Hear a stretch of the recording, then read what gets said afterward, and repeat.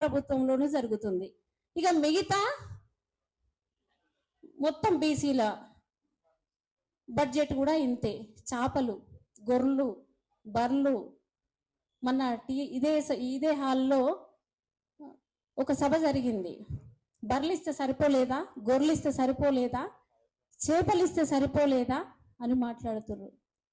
కళ్యాణ లక్ష్మి, మాకు కళ్యాణ లక్ష్మి ఎందుకు, విద్యాలక్ష్మి కావాలని మేము ఆనాటి నుంచి అడుగుతూనే ఉన్నాం. బతుకమ్మ చీరలొద్దు, ఉమెన్ కార్పొరేషన్ లో ఫండ్ ఒకటి ఉంటది, మాకు కేటాయించాలి, మేము వివిధ వ్యాపారాల్లోకి మేము వెళ్తామని అడిగినాం.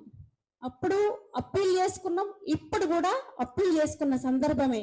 కానీ నయా పైసా లేదు అని చెప్తూ మన ఇప్పటి రేవంత్ రెడ్డి ప్రభుత్వం కూడా చెప్పింది.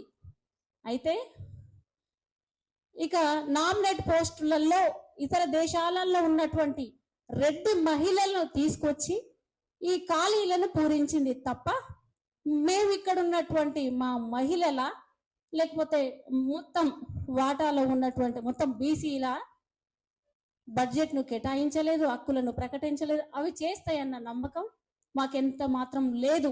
ఎందుకంటే ఇవి మన ప్రభుత్వాలు కావు. కాకపోయినా సంఘాలు ఏమన్నా మనయా అనంటే మాట్లాడుకోవాల్సినటువంటి అవసరం బానే ఉంది. ఎందుకంటే ఇక్కడ కూడా వాటా దక్కదు. శక్తి సామర్థ్యాలంతా కూడగట్టుకుని సంస్థలకు పనిచేసినా మనం వాటా అడిగేటువంటి పరిస్థితి ఒకటి, సామాజిక న్యాయం అడిగేటువంటి పరిస్థితులు లేవు.